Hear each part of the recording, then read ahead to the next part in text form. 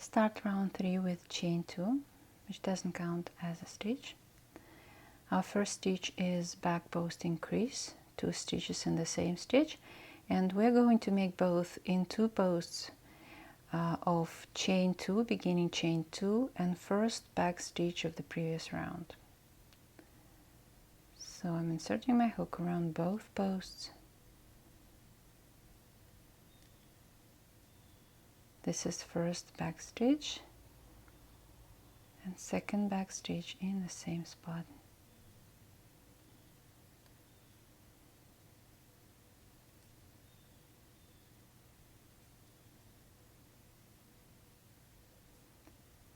Now I will make 5 back stitches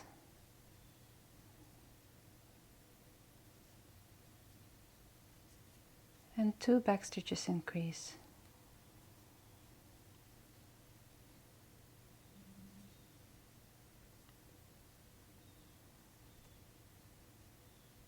And I'm not finishing this increase.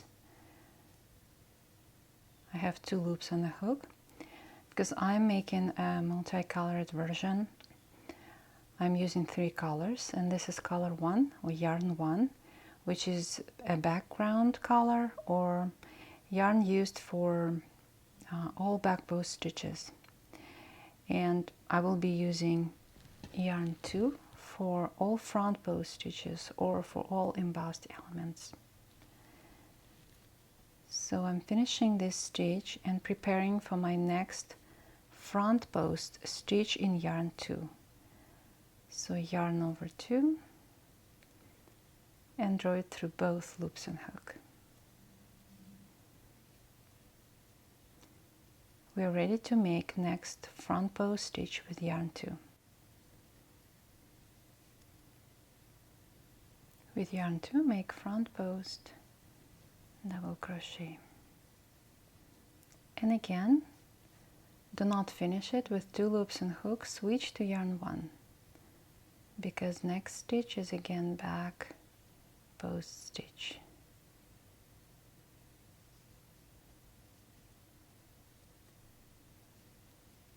Next stitch is back increase, 2 back stitches in the same stitch, and from this point we are starting to enclose yarn 2 in all back stitches.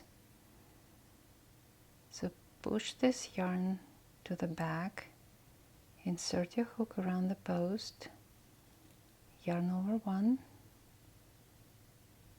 and finish your stitch, and you can see that yarn 2 gets enclosed in that stitch.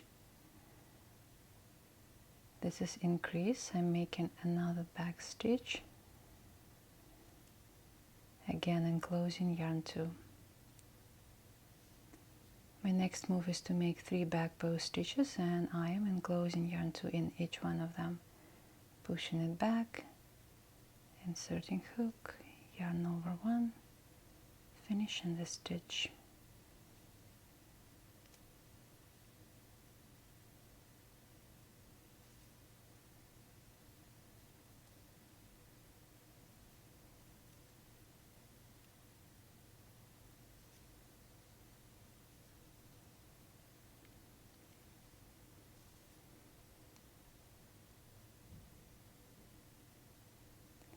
I got to the last stitch of this side.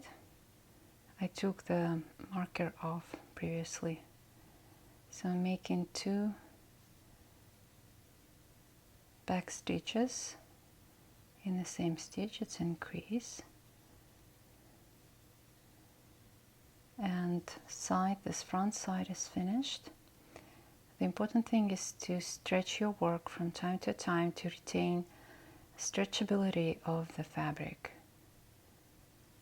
to make sure that yarn 2, which is enclosed in the stitches, does not contract your work and allows to stretch the mitten.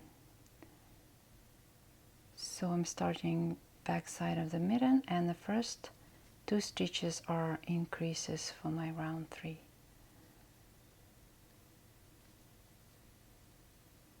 After making the first increase, I'm putting my marker back to mark the sides, the side of the mitten. I'm going to stretch everything before making this last slip stitch. Yarn 2 out of the way and slip stitch in first back post, ignoring beginning chain 2.